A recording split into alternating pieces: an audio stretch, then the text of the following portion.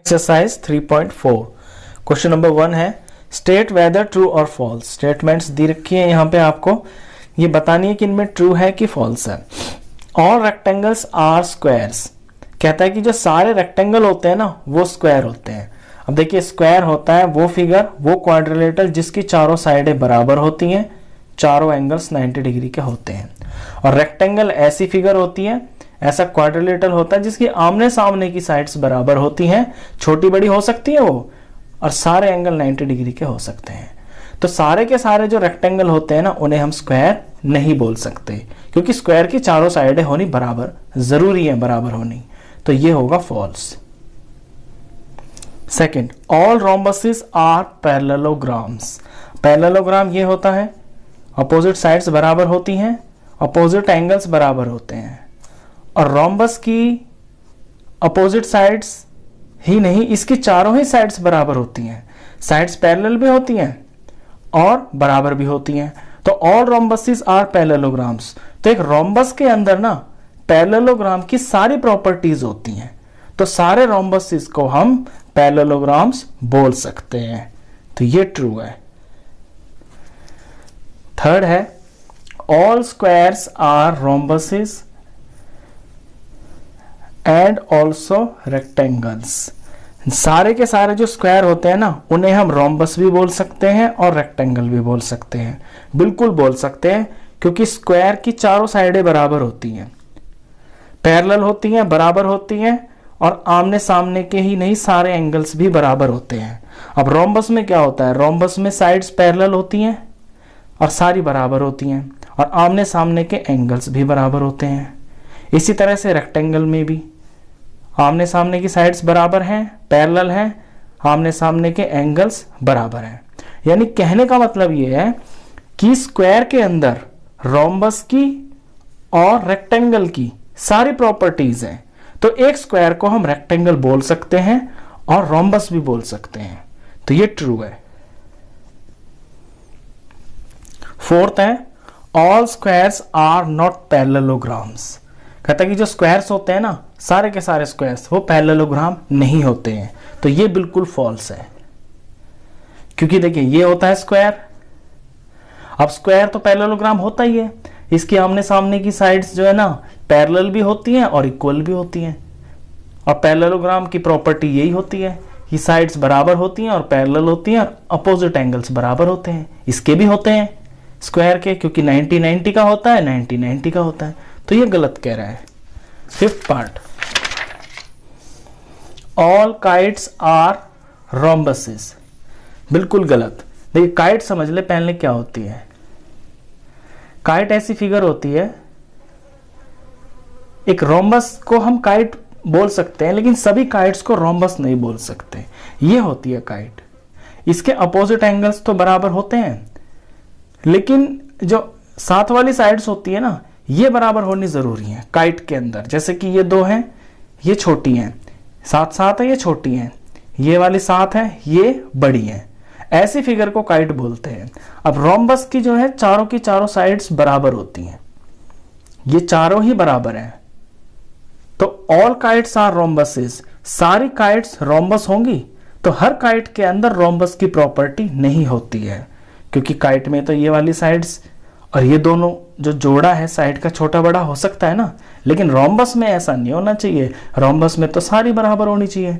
तो all kites rhombus नहीं हो सकती, ये false. All rhombuses are kites, ये इसका उल्टा है कि सारे के सारे जो रोम्बस होते हैं ना उन्हें हम काइट बोल सकते हैं। बिल्कुल बोल सकते हैं, क्योंकि रोम्बस के अंदर काइट की सारी प्रॉपर्टीज है। भाई काइट के लिए क्या होना चाहिए, आमने सामने के एंगल बराबर होने चाहिए, होते हैं रोम्बस के अंदर। इसकी साथ वाली साइड्स की लेंथ बराबर होनी चाहिए, इसकी होती है। ये देखिए रोम्बस में ये दोनों बराबर हैं, ये दोनों बराबर हैं। तो रोम्बस के अंदर काइट की प्रॉपर्टीज सारी हैं। तो ऑल रोम्बसेस आर काइट्स, ये ट्रू है।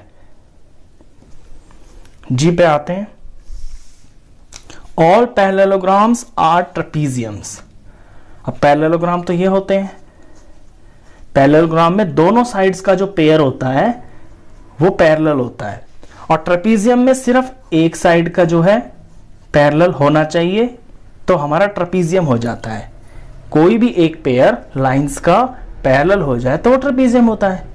और देखिए पैरेललोग्राम के अंदर तो एक पेयर है ना, बल्कि इसमें तो दो है, तो एक तो होना चाहिए। अगर एक भी है तो भी वो ट्रेपीजियम ही बोला जाएगा। तो ऑल पैरेललोग्राम्स आर ट्रेपीजियम्स। तो सारे के सारे पैरेललोग्राम्स को हम ट्रेपीजियम बोल सकते हैं। तो ये ट्रू है। H पे आते हैं, ऑल स्क्वायर्स आर ट्रेपीजियम्स। अब स्क्वायर में भी वही है। हमें ट्रेपीजियम के लिए क्या चाहिए? हमें ट्रेपीजियम की यही कंडीशन होती है कि एक पेयर ऑफ लाइंस पैरेलल हो जाए, जैसे कि ये लाइन और ये लाइन पैरेलल है। और स्क्वायर में क्या होता है? स्क्वायर में तो सारी की सारी ही पैरेलल होती हैं।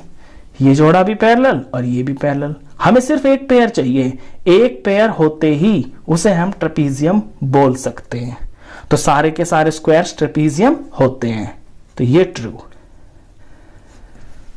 चलिए इसके बाद करते हैं question number 2। Identify all the quadrilaterals that have.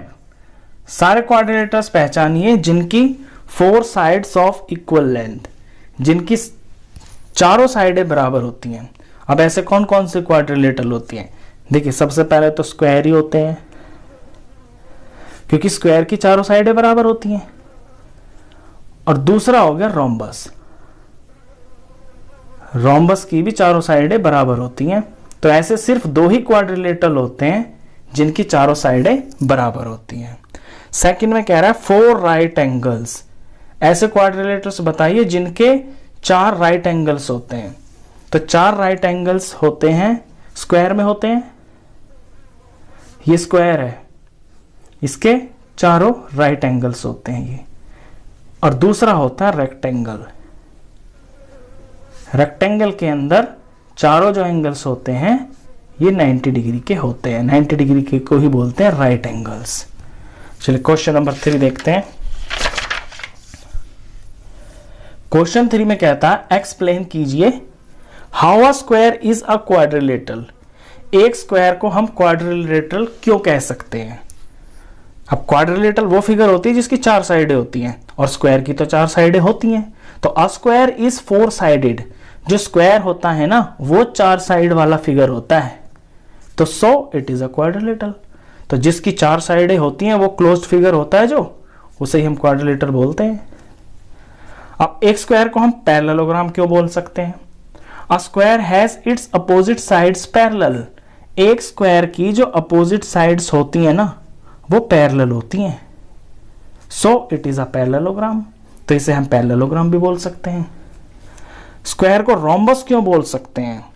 A square is a parallelogram with all the 4 sides equal, so it is a rhombus.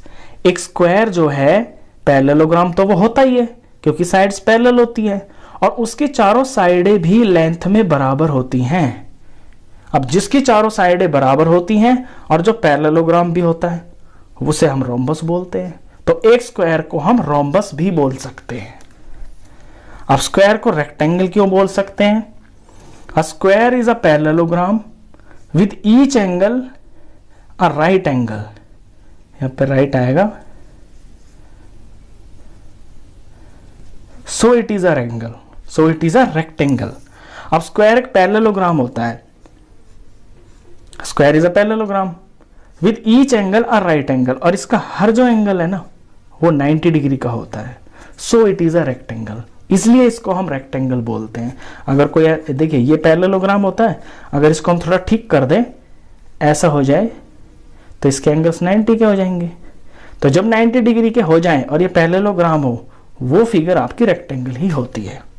तो इसमें आपने ये सीखा क्वेश्चन के अंदर कि एक स्क्वायर के अंदर ना पैरेललोग्राम की, रोम्बस की और रेक्टेंगल की सारी प्रॉपर्टीज होती हैं। हम स्क्वायर को पैरेललोग्राम बोल सकते हैं, रोम्बस बोल सकते हैं और रेक्टेंगल भी बोल सकते हैं। तो इस वीडियो में इतना ही। नेक्स्ट क्वेश्चंस के लिए मिलते हैं फिर नेक्स्ट वीडियो में। तब तक के लिए